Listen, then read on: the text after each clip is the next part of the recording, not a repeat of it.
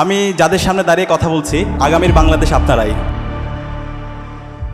আসন্ন city corporation নির্বাচনে অংশ নিতে জামায়াত ইসলামী তাদের প্রার্থী তালিকা চূড়ান্ত করেছে। দলীয় সূত্রে জানা গেছে, ঢাকা দক্ষিণ সিটি কর্পোরেশন নির্বাচনে দলের প্রার্থী হিসেবে সাদিক কায়েমের নাম ঘোষণা করা হয়েছে। সংগঠনের কেন্দ্রীয় সিদ্ধান্ত অনুযায়ী অন্যান্য সিটি কর্পোরেশনেও ধাপে ধাপে প্রার্থীদের নাম চূড়ান্ত করা হচ্ছে। দলীয় নেতারা জানান, নির্বাচনকে সামনে রেখে ইতোমধ্যে সম্ভাব্য প্রার্থীদের মাঠ পর্যায়ে কাজ শুরু করার নির্দেশ দেওয়া হয়েছে। জনসংযোগ, সাংগঠনিক শক্তি বৃদ্ধি এবং ভোটারদের সঙ্গে সম্পর্ক জোরদারের ওপর বিশেষ গুরুত্ব দেওয়া হচ্ছে। ঢাকা দক্ষিণে প্রার্থী চূড়ান্ত হওয়ায় দলীয় কার্যক্রম আরও গতিশীল হবে বলে মনে করছেন সংশ্লিষ্টরা। স্থানীয় রাজনৈতিক বিশ্লেষকদের মতে, রাজধানীর গুরুত্বপূর্ণ এই সিটিতে প্রতিদ্বন্দ্বিতা হবে বেশ প্রতিযোগিতামূলক।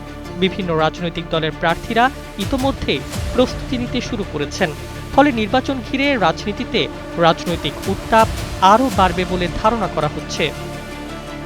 ঢাকা দক্ষিণ সিটি কর্পোরেশন দেশের সবচেয়ে গুরুত্বপূর্ণ নগর প্রশাসনিক এলাকা হিসেবে বিবেচিত।